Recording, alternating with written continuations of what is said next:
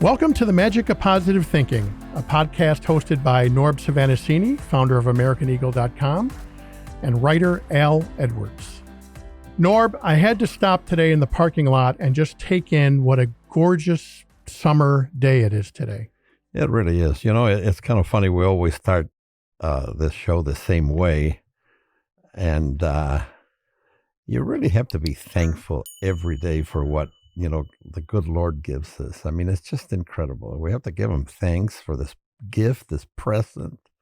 It's phenomenal. And, you know, we've had a lot of rain because of this hurricane, I guess. And, but, you know, people out in the West Coast have 120-degree heat. And in the East Coast, they have floods. And, you know, that's just nature. And I kind of enjoyed the rain. It was really nice. Yeah. And everything's green and beautiful. And, you know, Absolutely. Thank you, Lord, you know. But, you know, I'm sure I'm not different from other people. I get so caught up in my own life and problems and what do I have to do and where do I have to go? I have to stop sometimes and just look around and go, wow. Exactly. You know? Yeah. And I think that's good for all of us to do that. Absolutely. Oh, yeah. Well, friends, it's so great to be back with you. We have a special show for you, and it just happens to be our 30th show. We started this show in January of 2022. And Norb, I just want to tell you how grateful I am that I've had an opportunity to do all these shows with you. Number 30, how about that? It really, really nice. And you know what? It's slowly growing, and we really get some nice feedback from a lot of people. And that's what makes it worthwhile, you know, because I haven't heard anybody, hopefully, that's called and said, you know, this is a lousy show and you should stop it. No, everybody is inspired, and I've had a lot of people thank you and me, and I'm very proud of that. So I am too. I'm very proud of that.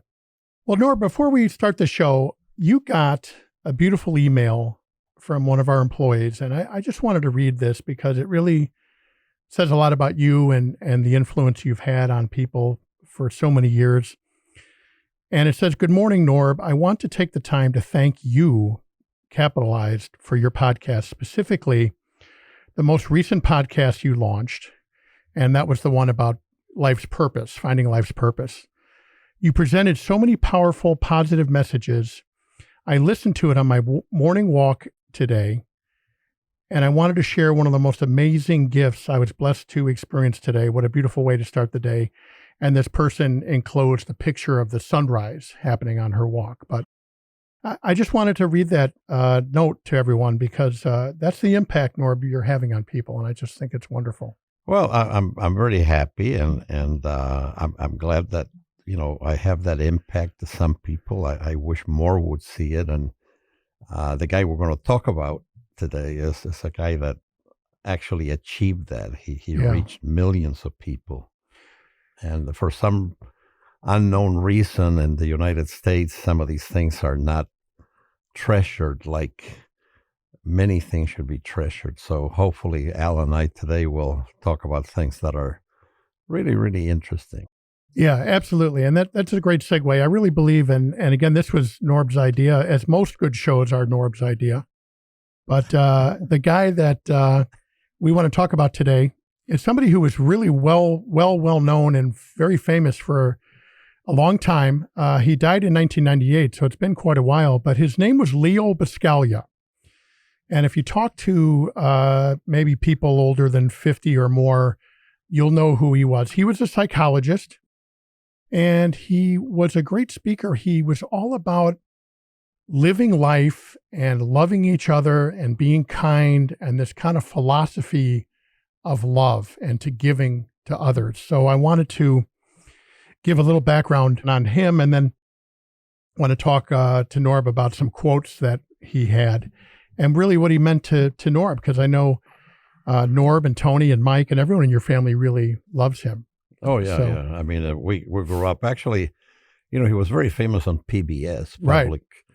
And public television at one time was kind of a guidepost of positive American things. And it was really wonderful because you actually look forward to seeing Leo Buscaglia give one of his speeches. Yeah. And, he traveled all over the world, and he was very, very well known. He taught at, I think, USC. Yes, you're exactly right. It was USC. And his class was actually called Love, and he talked about just loving life, basically. And loving people. You're exactly right. And that's specifically what I want to talk about right now. So Leonardo Buscaglia was born in Los Angeles in 1924 to a family of Italian immigrants.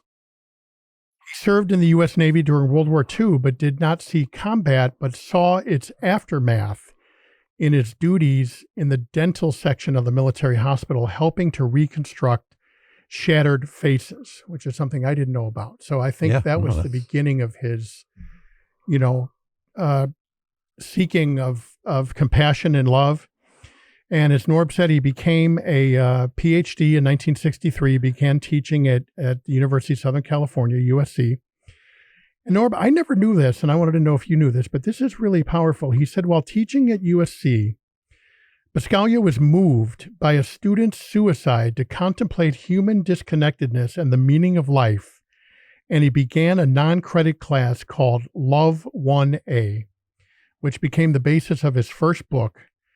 His dynamic speaking style was discovered by the Public Broadcasting Service, and his televised lectures earned great popularity in the 1980s.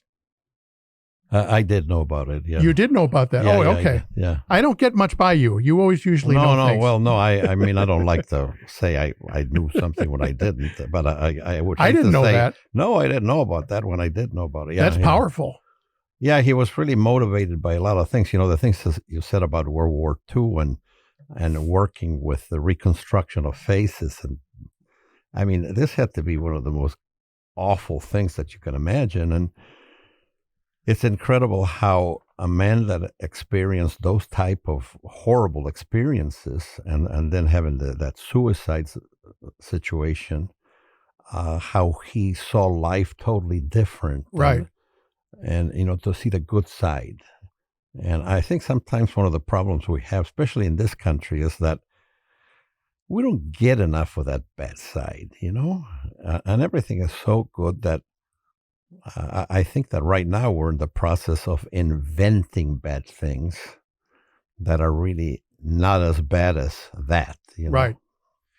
In other words, I think what you're saying is that we have it pretty much so good in the United States that bad things don't happen to a lot of people to give them that depth of understanding. And they feel that, things that at that time would have been considered like a joke or trivial, today become this incredible anxiety or depression that, unluckily, the country seems to have. Right. And I think, I'm sure Leo Buscaglia, and by the way, everyone, you can go on YouTube all day long and watch hundreds of hours of Leo Buscaglia. All you have to do is just Google him or YouTube him, as they say. But I'm sure he was born a very sensitive, young man and very perceptive. And he was born into a family of Italian immigrants, so they were probably very passionate, emotional people, like a lot of Italian people are. So when you have things like rebuilding, what were you going to say something there? No. One of the things I remember about the guy is that he used to tell this story that when the parents came over from Italy, the mother would have salami and cheese sandwiches, and they were very ornate with tomatoes, and he would go to school with this for lunch, and the other kids had bologna sandwiches, and he used to think, God, poor kids.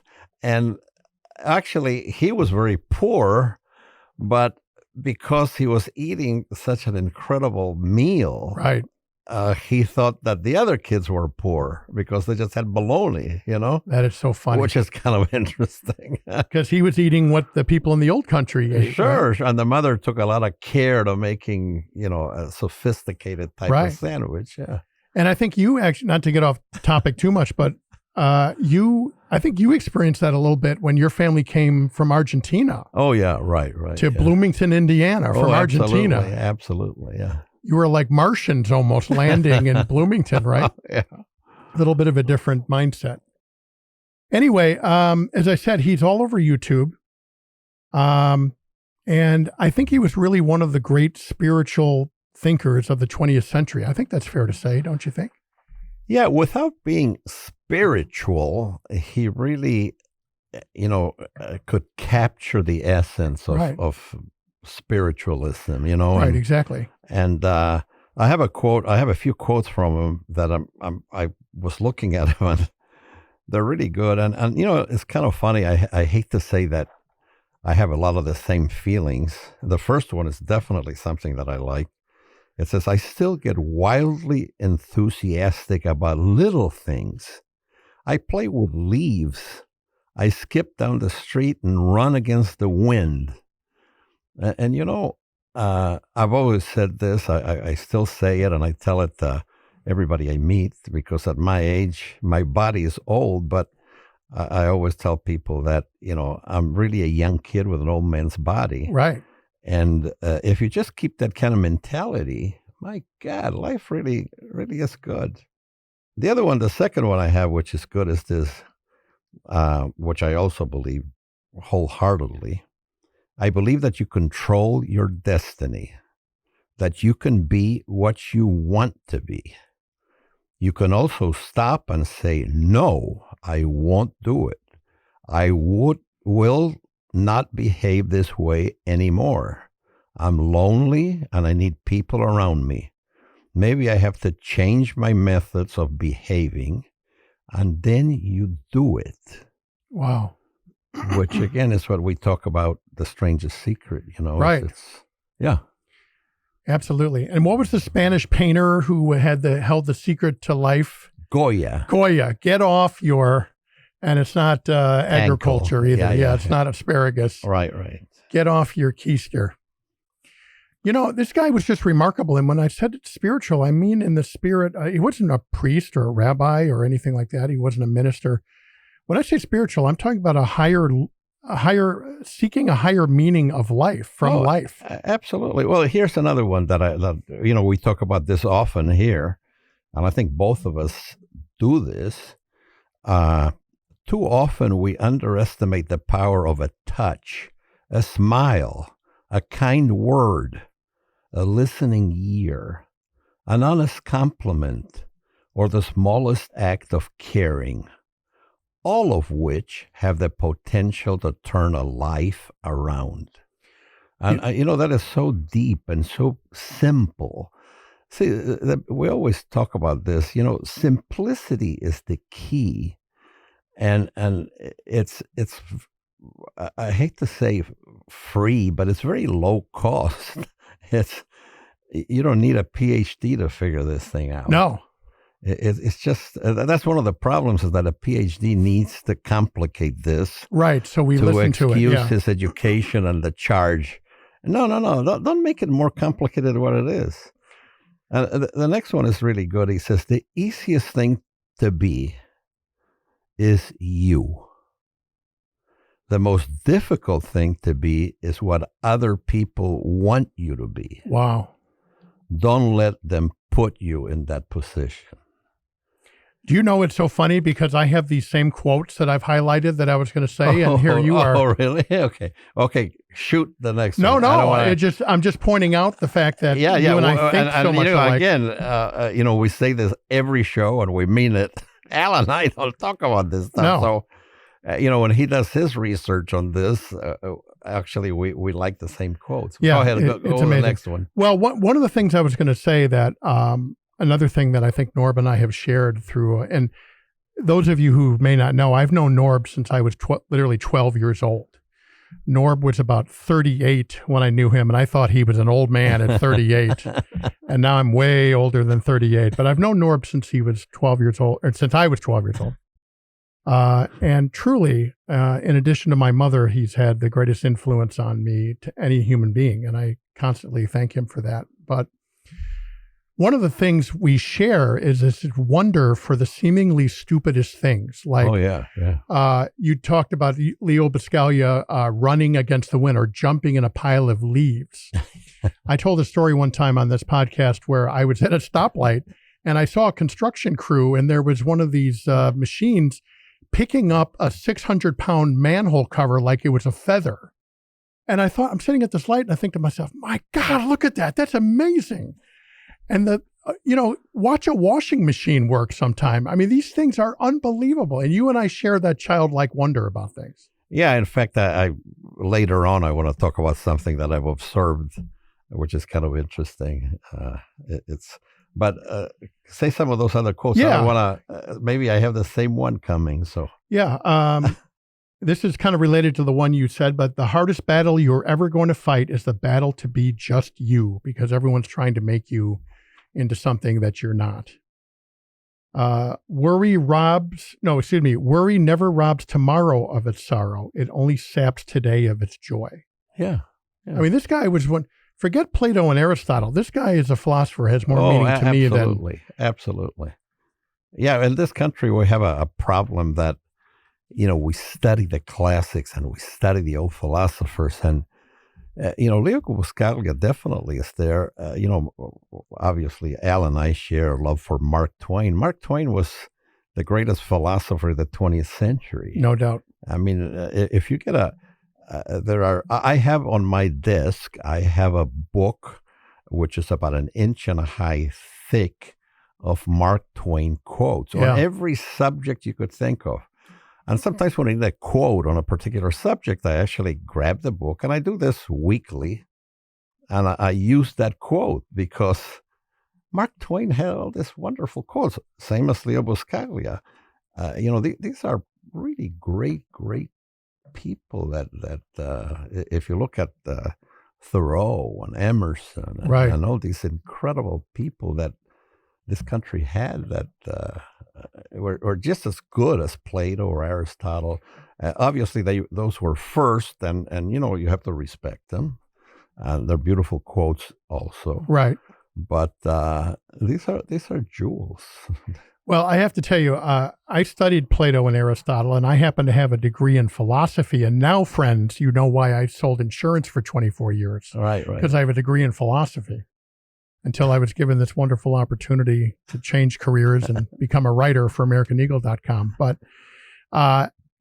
those kind of guys, they're great, wonderful, but it's people like Buscaglia or Emerson, Thoreau, Mark Twain. This kind of philosophy is what I call walking down the street philosophy. You can actually apply it to your life. Yeah, and you don't have to be an intellectual, because I actually studied philosophy, and the professors would spend a day trying to explain a quote, and these quotes can be understood by anybody, right? And that's the beauty of it. They Americans have brought good stuff to the public, to everybody, right? First of all, at that time, very few people could read. So they could only hear things. Now, hopefully, a lot of people can read. Right. And it's interesting. Here's a good one he had. Biologically and physiologically, we are not equal. Some of us learn better at different times of day. Some learn best visually, some by hearing things, some by feeling or by touching. The fact that I can plant a seed and becomes a flower, that I can share a bit of knowledge and it becomes another's smile at someone and receive a smile in return, are for me continual spiritual exercises. Absolutely. And that's not that easy it's all connected, It goes a bit, be nice. Right. And Al always reminds me of that famous quote that I like, that I saw in that restaurant in Portland, Oregon, that said, be nice or leave. Or get out. And if I had a restaurant, I think that would be the right on the front, I would say. That would be the name of the restaurant. Be nice or get out. Nice or leave. Yeah, that would be a good name. Yeah. That is a good name. Yeah.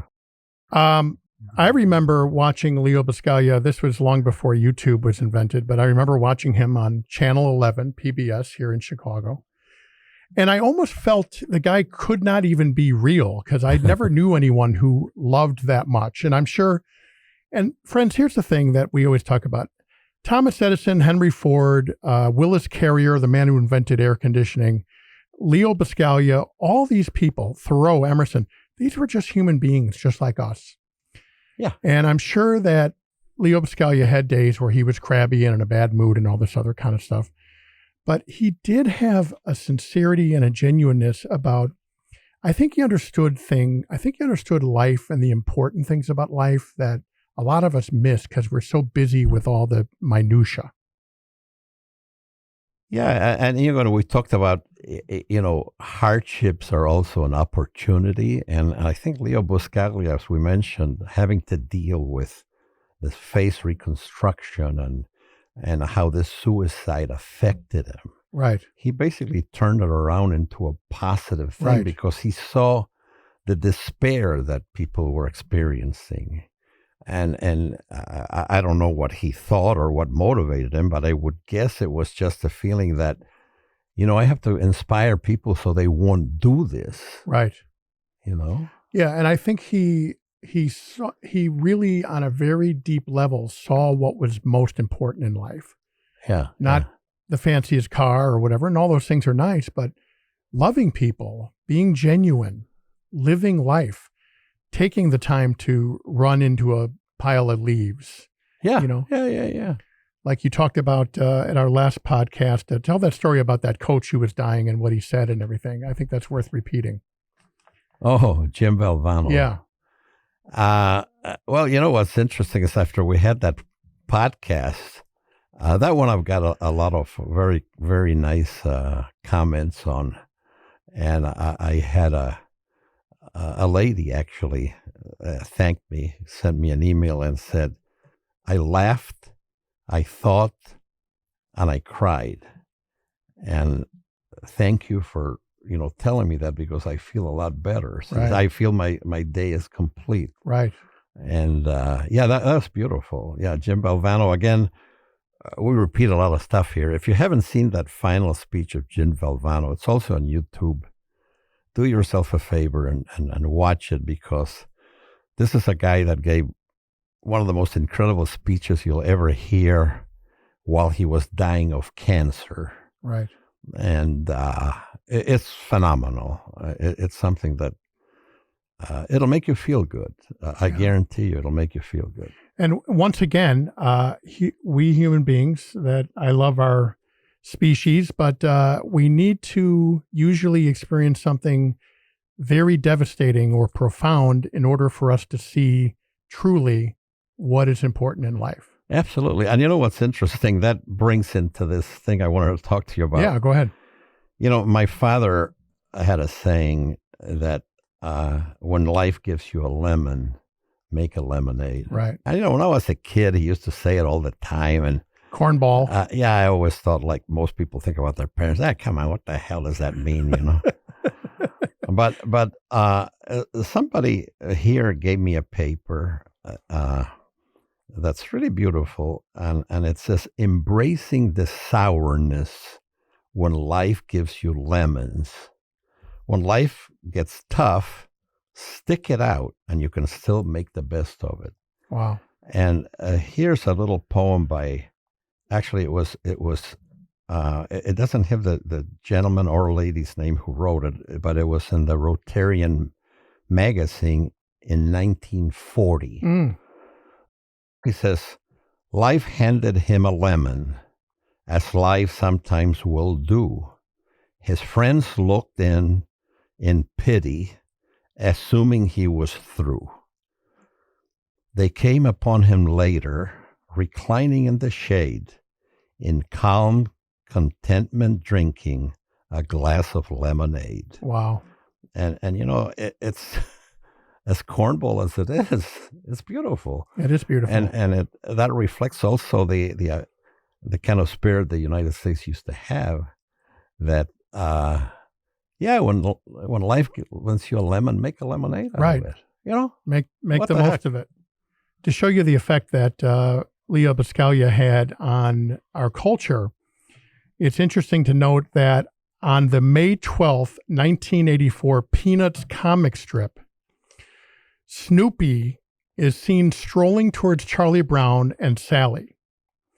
Snoopy gives them both warm and sincere hugs. Afterwards, Charlie Brown explains his dog's actions to his puzzled sister. You can always tell when he's been listening to Leo Buscaglia. Oh, that's beautiful. That one I've never heard. That's See, I beautiful. Got you finally. You got me, yeah. That's beautiful. Because I just made it up. No, that's not good. No, that really is true. No, that's beautiful.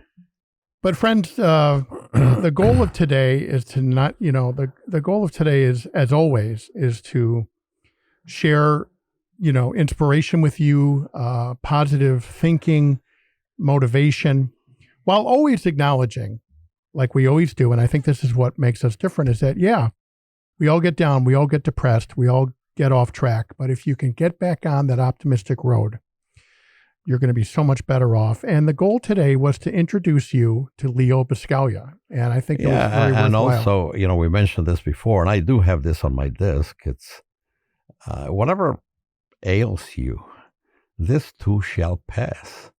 And to end this thing, we don't have a lot of time, but something happened last week to me that was really kind of interesting.